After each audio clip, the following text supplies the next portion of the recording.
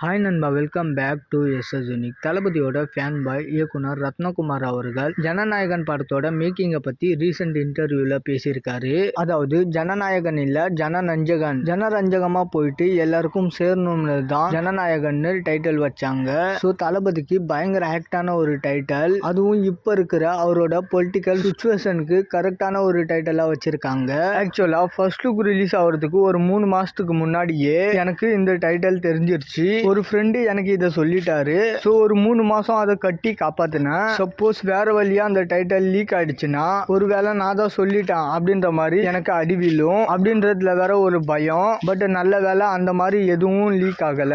So title எனக்கு ரொம்ப பிடிச்சிருந்தது, ரொம்ப ஆக்ட் ஆகி இருந்துச்சு அப்படின்ற மாதிரி தளபதியோட ஃபேன் பாய் ரத்னகுமார் அவர்கள் ஜனநாயகன் படத்தோட டைட்டிலை பத்தி அவரோட ஒப்பீனியனை ஷேர் பண்ணியிருக்காரு. அண்ட் ஆக்சுவலா இவரு சொல்லியிருக்கிற ஜனரஞ்சகன் அப்படின்ற டைட்டில் சூப்பரா தான் இருக்கு.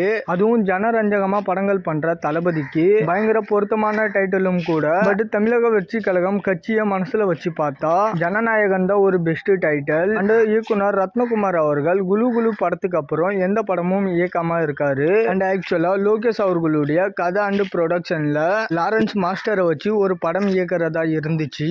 பட் அந்த படம் டிராப் ஆனதுக்கு ரத்னகுமார் அவர்கள் ரஜினி அவர்களை விமர்சனம் பண்ணதால தான் லாரன்ஸ் மாஸ்டர் அவரோட டைரக்ஷன்ல நடிக்க மாட்டேன்னு சொல்லிட்டாருன்னு சொல்றாங்க. பட் அந்த படம் டிராப் ஆனதுக்கு ரத்னகுமார் அவர்கள் சொல்ற காரணம் என்னன்னா, லோகேஷோட ஒன்லைன்ன்றதுனால அது முழுக்க லோகேஷ் அவர்களோட ஒரு ஜோன்ல இருந்துச்சு. ஸோ எனக்கு அதை கான்ஃபிடென்ட்டா இயக்கிறதுக்கு கன்வின்சிங்கா இல்ல.